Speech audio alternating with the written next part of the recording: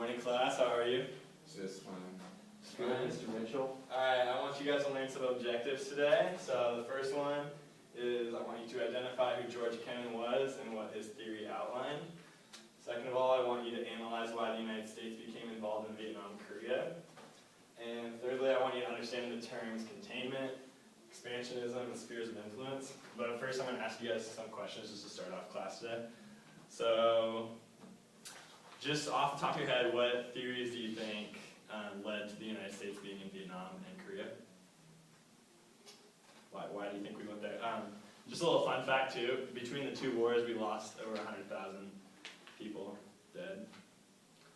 Alright, hopefully that'll catalyst your thinking. Well, I think we wanted to fight communism.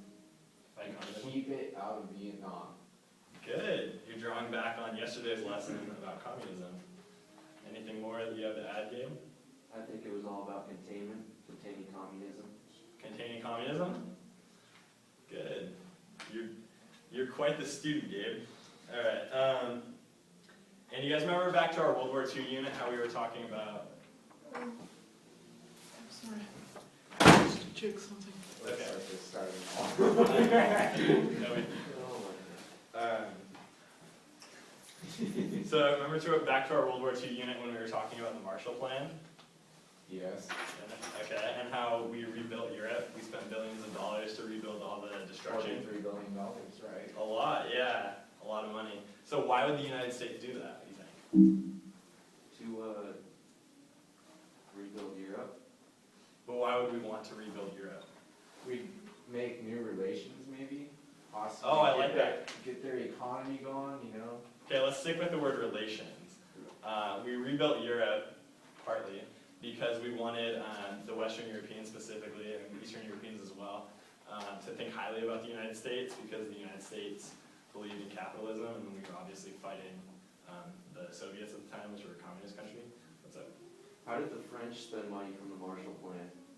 How did the French were getting rebuilt because of all the destruction, so they didn't have much money to spend on their infrastructure.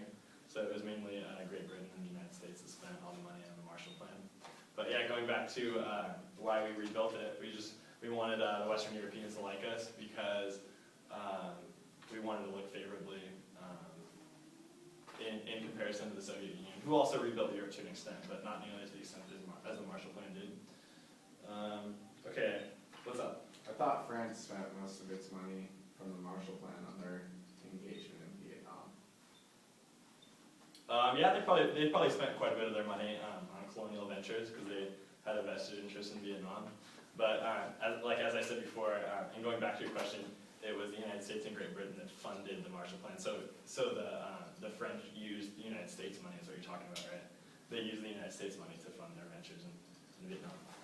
So, given that the United States values the idea of democracy and international sovereignty, do you believe that excessive foreign policy, whether through weaponry or currency, is the place of the United States? Do you want me to rephrase that, or you guys good? Okay, so basically, because the United States values democracy and giving people the right to vote and having people decide decisions for themselves, do you think that it was our place as the United States to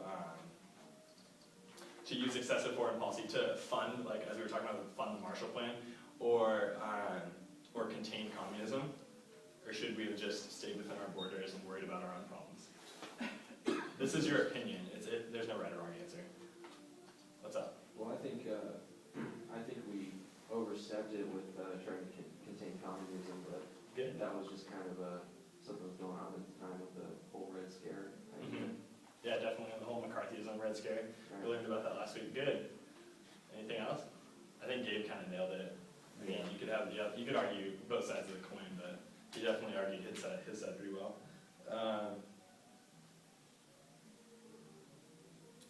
Right now we're going to read out of our textbooks. We're just going to read 6 pages out of our textbooks.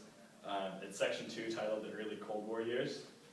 And after you guys read out your textbooks, you'll have a good understanding of the Truman Doctrine, Kennan's containment policy, so you'll learn about George Kennan, and just the Marshall Plan, what we've been talking about, and what we also learned about last week. And then, what else is in this chapter? You'll learn about the Korean War too. So why don't you guys do that?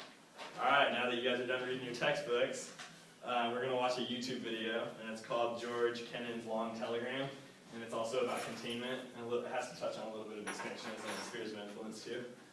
So now that we just watched that YouTube video, give you guys some questions and see your guys' hypothesis. Why do you guys think that we became involved in Vietnam and Korea? You guys just read about this. I think we were less interested in what they needed and more interested in communism because we were afraid of it.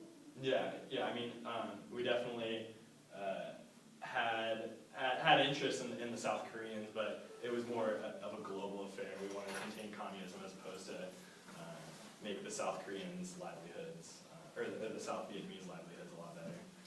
And same to do with Korea, really. I mean, Korea and Vietnam, both those wars were very similar in the aspect that the federal government used containment to, thank you, it's okay, to use, or to fight those wars. You ever say anything, Ryan? No. Exactly. And now that you guys just read and we just discussed it, I think you guys have a pretty good grasp on Objective 2. You guys know why we fought in Vietnam, Korea.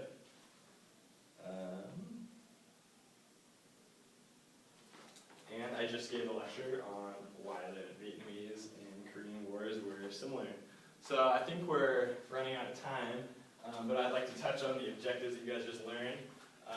You were able to identify who George Kennan was through your readings and what his theory outlined. And second of all, you were able to analyze why the United States became involved in Vietnam and Korea, which of course is containment. Thirdly, I believe you guys can use containment, expansionism, and spheres of influence to make a sentence. So does any of you guys want to make a sentence with those 3 words? A logical sentence that makes a lot of sense? Not me. Not You, Ryan? You can stumble through it, Gabe. The United States used containment Good. to hold back communism. Could you better explain expansionism and spheres of influence? Expansionism? Good, okay. Well, if something expands, it's the exact opposite of something being contained. So you could say a logical sentence would be, because the United States wanted to contain communism, Soviet expansionism subsequently didn't go over very well in Vietnam. That would be a logical sentence. Does that make sense? And spheres of influence, I don't think I touched on this, but I think your readings touched on it.